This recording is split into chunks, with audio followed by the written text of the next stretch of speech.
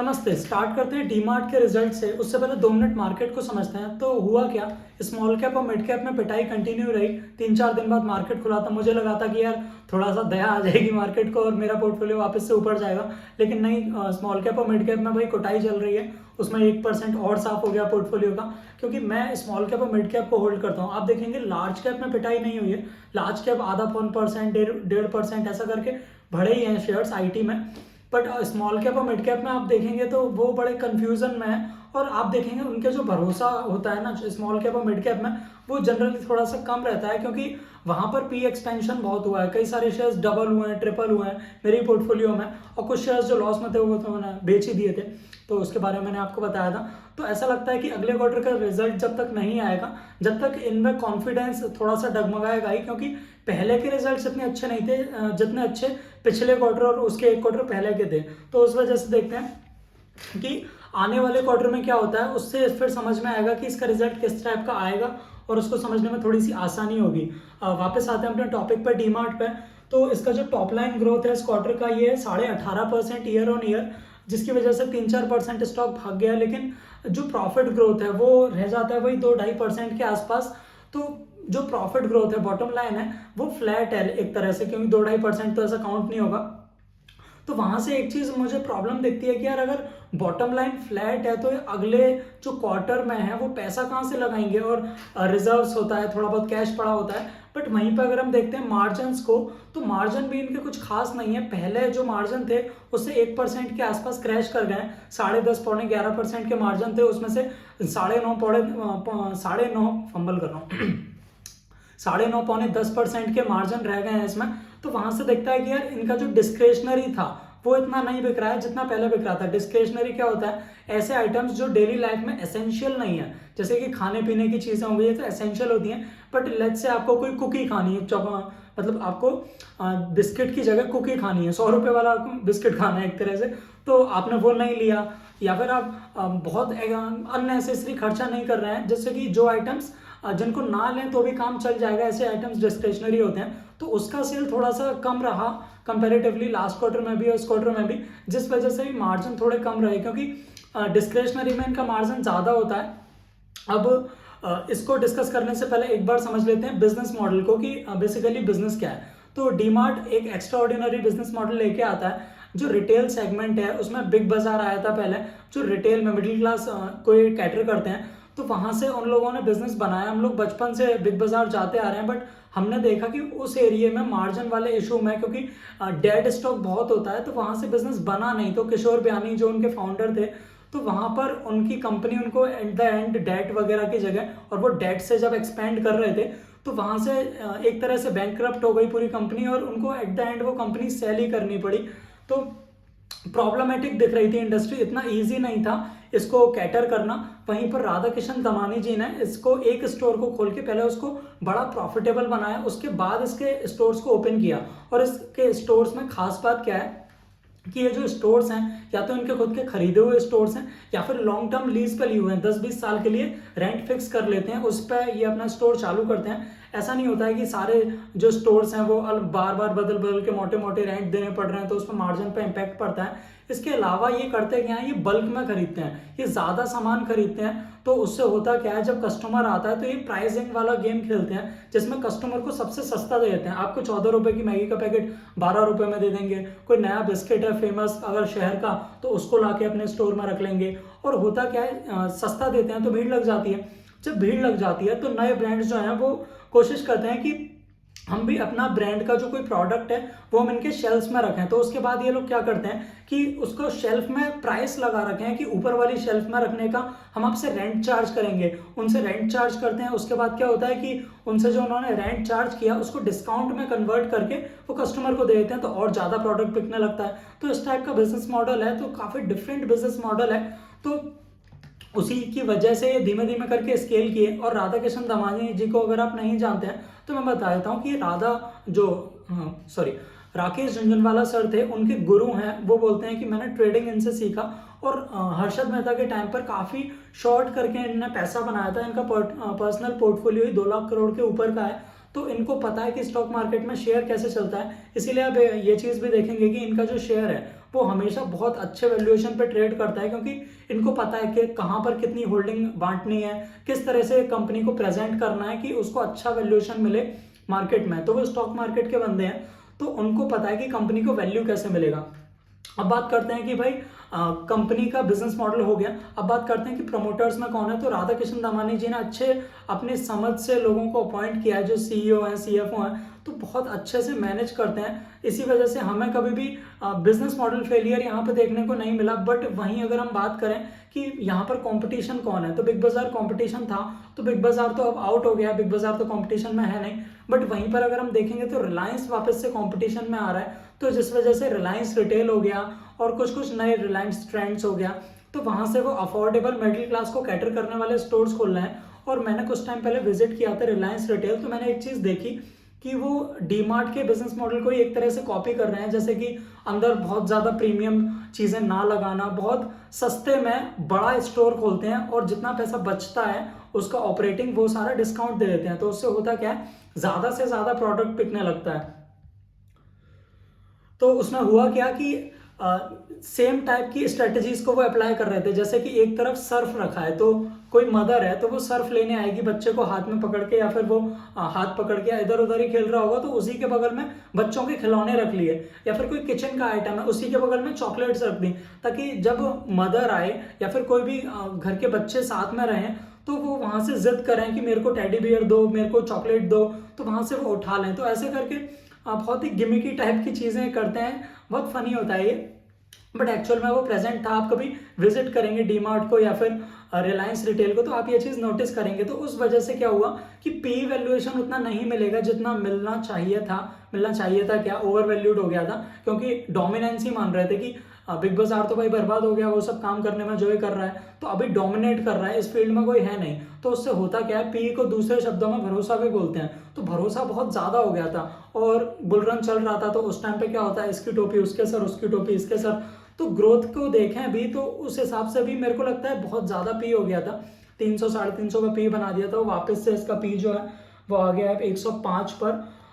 But वहीं पर अगर हम देखें ग्रोथ, मतलब जो मार्केट कैप है वो 2.5 2.5 लाख करोड़ का मार्केट कैप है। तो यहाँ से स्केलेबिलिटी में थोड़ा सा इशू लगता है, क्योंकि एक बार कंपनी बहुत बड़ी हो जाती है तो उसमें क्या होता है, अभी लगभग इनके जो स्टोर्स हैं, if I am not wrong, इनके स्टोर्स 338 या 340 स्टोर्स हैं। वहां से आप देखो कि अगर कंपनी को डबल बड़ा बनना है, 2.5 लाख करोड़ का 5 लाख करोड़ बनना है, तो उसमें 338 स्टोर नहीं तो कम से कम 200-250 स्टोर तो खोलेंगे ना, क्योंकि ऐसा नहीं हो सकता कि सेम स्टोर पर बहुत ज्यादा सेल हो जाए, उस स्टोर की भी एक लिमिट होती है। तो वहां से मुझे ऐसा लगता है कि जब इसका मार्केट कैप एक लेवल पे आ गया है, 2.5 लाख करोड़ के आसपास आ गया, तो यहाँ से इमीडिएट कोई चमत्कारी बहुत बड़ा रिटर्न एकदम से नहीं मिलने वाला। In the long period of time ये लोग मार्केट को कवर करेंगे, आई नो दैट। बट आप देखें अगर 2-3 साल में 2-4-5 गुना हो जाए, तो मुझे ऐसा नहीं लगता है। ये एक बहुत अच्छा कंसिस्टेंट कंपाउंडर रह सकता है, क्योंकि इसके फाइनेंशियल्स बहुत अच्छे हैं। तो उस तरह से आप देख सकते हैं। अभी अगर हम देखते हैं कि जिस टाइम ये लिस्ट हुआ था 2017 में ये लिस्ट हुआ था, तो वहां से शेयर जल्दी जल्दी 4-5 गुना हो गया, और उसके बीच में ये सब क्रैश वगैरह आया था, उस टाइम कंसोलिडेट किया था, बहुत ज्यादा बुरी तरह से नहीं गिरा था। तो आप उसके बाद अगर देखेंगे तो जब बुल रन स्टार्ट हुआ 18,600 का, जब मार्केट बना 8,500 निफ्टी हो गया था उसके बाद से, तो वहां से भी अच्छे रिटर्न दिखते हैं। लेकिन उसके बाद वैल्यूएशन बहुत ज्यादा हो गई थी, पहली चीज। दूसरी चीज की रिलायंस रिटेल आ गया था, तो उस वजह से थोड़ी थोड़ी मार पड़ना स्टार्ट हो गई थी, तो वहां से वैल्यूएशन टूटा। और उसके साथ ही 336 स्टोर्स हैं इनके, वैसे मैं उसी को चेक कर रहा था। तो वैल्यूएशन टूटा और उसके बाद ही थोड़ा कंपटीशन आने लगा कि यार अब ऐसा, कुछ लोग साइड हो गए, वो ये बोलते हैं कि भाई रिलायंस के पास बहुत पैसा है, वो कैप्चर कर लेगा। हो सकता है आगे चल के कैप्चर कर ले, बट इमीडिएटली मोनोपोली को तोड़ना इतना आसान नहीं होता है खाली पैसा खर्चा करके, क्योंकि डीमार्ट का जो मॉडल है वो परचेज्ड है, वो जो स्टोर है उसका, उसको किराया नहीं भरना, और उसके पास जो क्राउड है वो अलग तरीके का है। वो लोग अब सेट हो चुके हैं डीमार्ट में, तो इतनी जल्दी क्राउड स्विच नहीं होता, क्योंकि उनको डीमार्ट से कोई प्रॉब्लम नहीं है। आदमी जनरली स्विच कब करता है, जब उसको पर्टिकुलर एक ब्रांड में कुछ कमी दिख रही है, प्रॉब्लम दिख रही हो, जब वो दूसरे के पास जाता है। और बात करें अगर कॉम्पिटिटिव प्राइस की, तो कॉम्पिटिशन में मेरे को लगता है डीमार्ट आगे रहेगा, क्योंकि राधा किशन दमानी के पास भी ऐसे कोई पैसों की कमी नहीं है कि वो रिलायंस की अगर टक्कर लें तो वहां से वो थोड़ा पीछे हट जाए। क्योंकि आप यहाँ पे देखो उनके जो सेल्फ ओन्ड हैं सारे स्टोर्स, और मोस्टली स्टोर्स ओन्ड हैं, और उसके अलावा लॉन्ग टर्म लीज पे लिए हुए हैं, तो वहां से उनको भाड़ा नहीं देना, किसी को कुछ चुकाना नहीं हो, बहुत मिनिमल सा इनका होता है। जो इंटीरियर होता है और जो लाइट्स वगैरह होती हैं बहुत बेसिक तरीके से रखते हैं, तो वहां से मुझे लगता है कि काफी अच्छा बिजनेस मॉडल है, लॉन्ग टर्म में कंसिस्टेंट कंपाउंडर रह सकता है, तो इसको देख सकते हैं। लॉन्ग टर्म के लिहाज से अगर आप देखें तो मल्टी बैगर के समझ के तो ना लें, क्योंकि मल्टी बैगर लार्ज कैप होने के बाद इतनी जल्दी नहीं होता है, लेकिन अगर आप लॉन्ग टर्म के लिए एक अच्छा कंपाउंडर ढूंढ रहे हैं कि भाई कंसिस्टेंटली मेरा जो क्या बोलते हैं उसको इंडेक्स है उसको वो बीट करता रहे, 12-15% इंडेक्स कर रहा है तो मेरे को 18-20% या फिर उससे ऊपर अगर किस्मत हुई तो मिलेगा, बट एटलीस्ट इंडेक्स बीट करता रहे, तो मुझे लगता है कि डीमार्ट में भी चांस है। बट अगर हम वैल्यूएशन को देखें कि इस वैल्यूएशन पे 105 का पी, तो मुझे लगता नहीं कि यहाँ से और क्रैश होगा, बट अगर होता है क्रैश तो मेरे हिसाब से इसको खरीदना चाहिए। बाकी 1-2 क्वार्टर में अगर प्रॉफिट नहीं आया तो वो अगले कुछ क्वार्टर में हो सकता है कवर कर ले, क्योंकि बिजनेस मॉडल में कोई प्रॉब्लम नहीं दिखती है और डिमांड साइड काफ़ी स्ट्रांग है। जहां पर भी डीमार्ट का एक स्टोर खुलता है वहां के 5 किलोमीटर में बोलते हैं कि कोई रिटेलर अपनी रिटेल की दुकान खोलने की हिम्मत नहीं करता है, क्योंकि उसको लगता है कि यहाँ से माल बिकना बंद हो जाएगा, डायरेक्ट लोग भागेंगे भाई सीधा कि डीमार्ट में सस्ता मिलेगा, बढ़िया मिलेगा, फ्रेश मिलेगा और सारी वेराइटी मिलेगी। तो ये रहा डीमार्ट का डिस्कशन। इसके बाद देख लेते हैं अडानी इंटरप्राइजेस को आईएचसी ने अपना स्टेक इंक्रीज कर दिया है, इंटरनेशनल होल्डिंग कंपनी ने, तो वो 5% से इंक्रीज कर दिया, तो उसके बाद अडानी इंटरप्राइजेस का शेयर वापस से चलने लगा है। पास में भी यार जिन लोगों ने अडानी में पैसे लगाए थे उन लोगों ने पैसे बनाए तो थे, लेकिन आउट ऑफ ट्रेडिंग जो लोग शुरू में एंटर हुए थे बबल में उन लोगों ने पैसे बनाए थे, क्योंकि फंडामेंटली तो इतना साउंड नहीं है जिस हिसाब का फ्लक्चुएशन होता है, प्राइसिंग होती है। बुल मार्केट का लीडर था, तो जिन लोगों ने स्टार्टिंग में पैसा डाला था उन लोगों ने पैसे बनाए थे, जो मोमेंटम ट्रेडिंग करते हैं, निकोलस डरवास की टेक्निक्स को यूज करते हैं, तो उन लोगों ने बनाया था। बट इन्वेस्टिंग के लिहाज से मुझे लगता है थोड़ा खतरा है, तो नमस्ते है इसको तो इसके बाद देख लेते हैं नेस्ले को। तो नेस्ले अभी शेयर 5% जंप हो गया आफ्टर द स्टॉक स्प्लिट। तो स्टॉक स्प्लिट में क्या होता है, जो एक महंगा शेयर होता है, इसका शेयर जो है वो 23,358 रुपए का है, बहुत महंगा शेयर है, तो रिटेल पार्टिसिपेट नहीं कर पाता।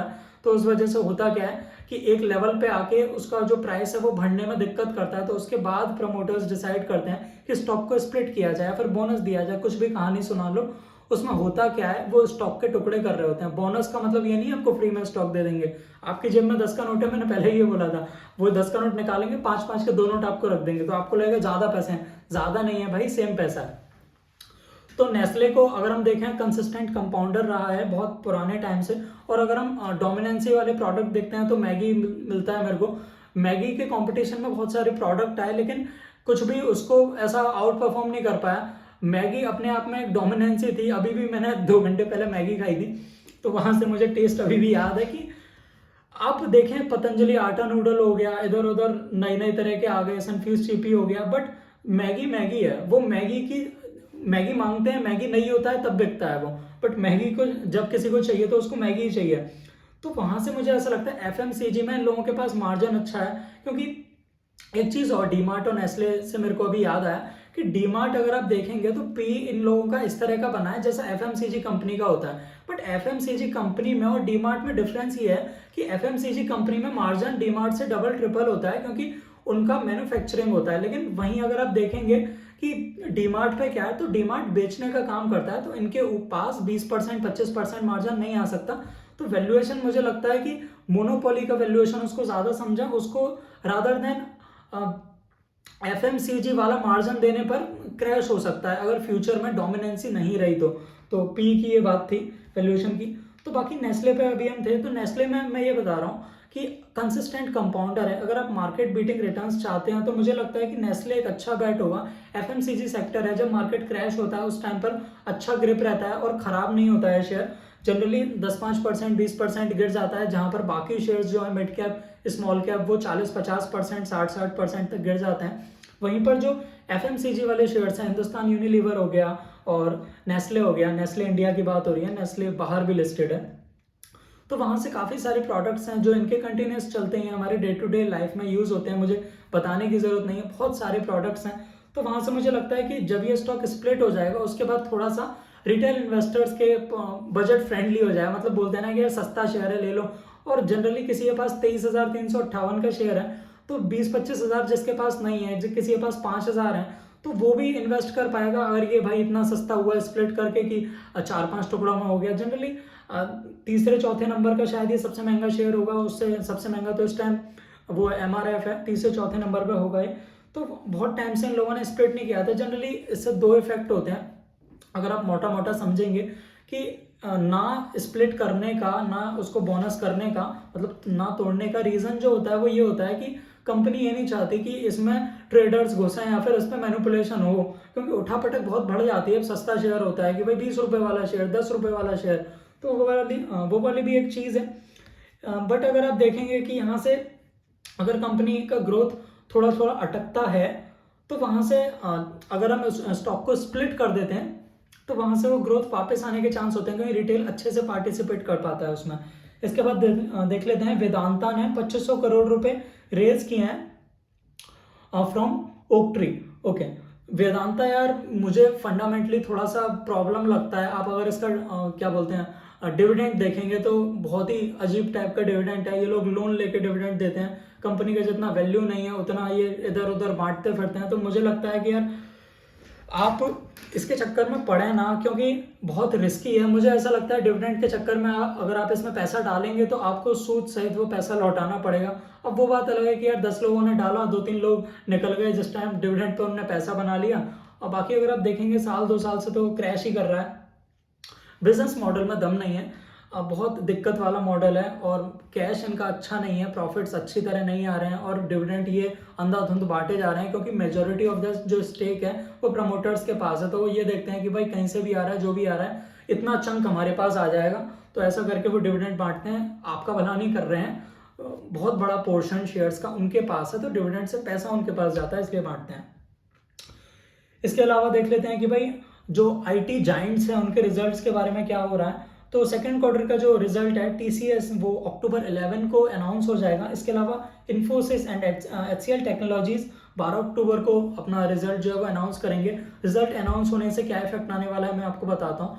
बड़ी कंपनीज जब रिजल्ट अनाउंस करती हैं वहां से ही सारे स्टॉक्स धीमे धीमे बोलते हैं कि भाई प्रमोटर्स आपस में बात करते हैं कि यार अब इनने रिजल्ट अनाउंस कर दिया, हम भी कर देते हैं। क्योंकि देखो यार सितंबर तक वो था, दो क्वार्टर हो गए, जो नया ईयर है मार्च के बाद, मार्च अप्रैल मई जून जुलाई अगस्त सितंबर, तो सितंबर का क्वार्टर फिनिश हो गया है। जो अर्निंग्स वगैरह थी उनने बुक कर ली हैं सारी कंपनीज ने। अब होता क्या है, जिसका प्रॉफिट अच्छा होता है, बढ़िया होता है, वो जल्दी जल्दी रिजल्ट निकालते हैं। वो माइक लेके सब जगह अनाउंस करेंगे हमने इतना पैसा कमाया, इतना वो किया।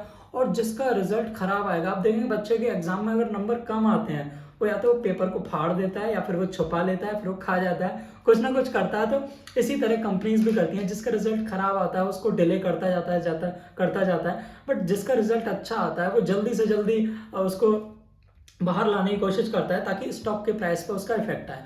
तो मैं आपको बताता हूँ होगा क्या।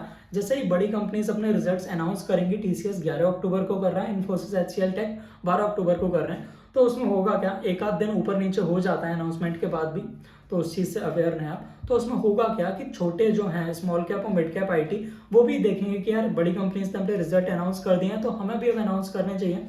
तो उससे होगा क्या, जैसे ही रिजल्ट्स आएंगे तो अभी जो आप शेयर्स देखें, अभी जो कंफ्यूजन की वजह से पिटाई हो रही है, तो आप रिजल्ट आउट होने से पहले पकड़ लें। अगर आपको समझ में आता है इंटरव्यूज से या फिर प्रमोटर की बातों से, आपको मेरी पुराने वीडियो से कुछ ना कुछ शेयर्स का पता लग रहा होगा कि कौन से शेयर किस तरह से परफॉर्म कर रहे हैं, किस में दम है, कौन फुस निकल जाएगा। तो वहां से आप अगर समझ पाए, तो आप अगर उससे पहले पकड़ेंगे और रिजल्ट आउट हुआ, तो रिजल्ट आउट होने के बाद अच्छे रिजल्ट से P एक्सपेंशन होता है, शेयर का प्राइस बढ़ता है, और उसके साथ ही जो EPS ग्रोथ है उससे जो P है वो क्रैश भी होता है। तो अल्टीमेटली शेयर का प्राइस बढ़ता चला जाता है। तो वो चीज़ है, तो अगर आप उसको पकड़ पाएंगे तो आपको काफ़ी प्रॉफिट होगा। मैं जनरली रिजल्ट आउट होने से पहले ही शेयर को पकड़ता हूँ, क्योंकि उससे होता क्या है, मेरे को P एक्सपेंशन मिल जाता है। मेन पैसा P एक्सपेंशन में बनता है, EPS ग्रोथ का पैसा उसके बाद बनता है। तो आप लाइक करें, शेयर करें, सब्सक्राइब करें। आपको अगर कुछ हेल्पफुल लगा हो तो आप कमेंट करें, अपना कोई क्वेरी या फिर अपने किसी फ्रेंड के साथ शेयर कर सकते हैं। तो आज के वीडियो में इतना ही। Thank you so much for watching.